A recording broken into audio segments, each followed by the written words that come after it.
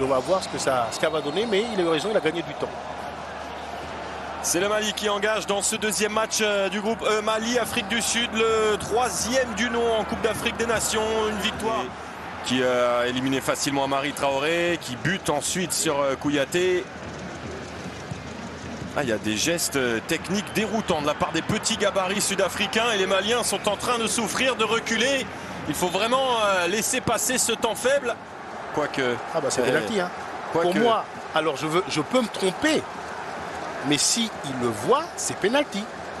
Et bien là, il ne va pas le voir, il va le revoir. Oui, non mais là, bien sûr, il met le coude, c'est pénalty. Le début du geste laisse penser que c'est du hasard, la fin du geste, non. Oui, il sent que quelque chose se passe dans son dos, il veut un peu se protéger, donc il sort les ailerons. Alors l'arbitre va peut-être pas le siffler, mais pour moi c'est pénalty.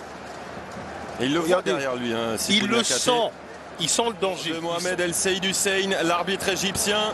Moment important au terme de ce premier quart d'heure de ce Mali-Afrique du Sud. Penalty pour les Bafana Bafana. Faute de Sikou Niakate sur Evidence Makopa. Percy Tau, le leader technique, le leader offensif de cette génération sud-africaine qui a l'occasion d'ouvrir le score. C'est au-dessus. Le raté de l'idole. Le ballon s'envole dans les cieux de Congo. Pour aller se créer une situation, et là ils sont un petit peu... En tout cas, il y a quelque chose qui diffère entre les deux équipes. Oh, pas de position de hors-jeu signalée pour Percy Tau qui a choisi le premier poteau. La parade de Djigui Diarra, 3e duel perdu. Il y a du mouvement, il y a du monde dans la surface de réparation et il y a Ronwen Williams qui vient capter ce ballon. C'était la dernière action d'une première période de bon niveau, dominée dans l'ensemble, dans les occasions.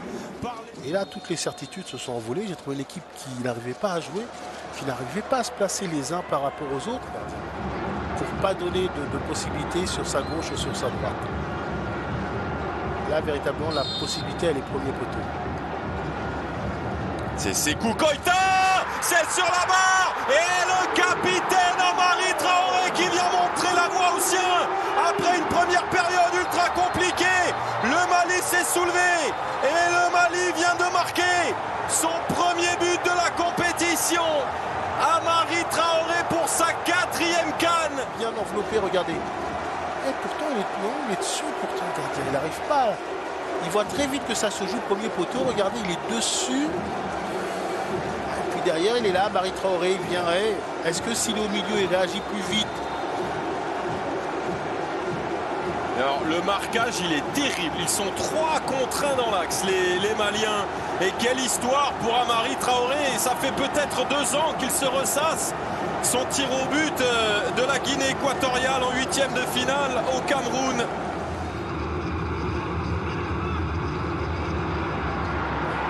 Et ça passe. Et ça passe. Pour Sinayoko qui marque le 2e but. Et Kamori Doumbia qui met ce petit ballon.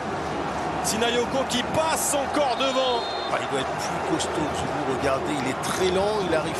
Oh là là, il est supplément avec beaucoup plus de, on l'a senti très de vite, détermination. Oui. Tréton l'a vu, mais lui, voilà, il incarne ça. Il est costaud, il est athlétique, il soulage un peu les.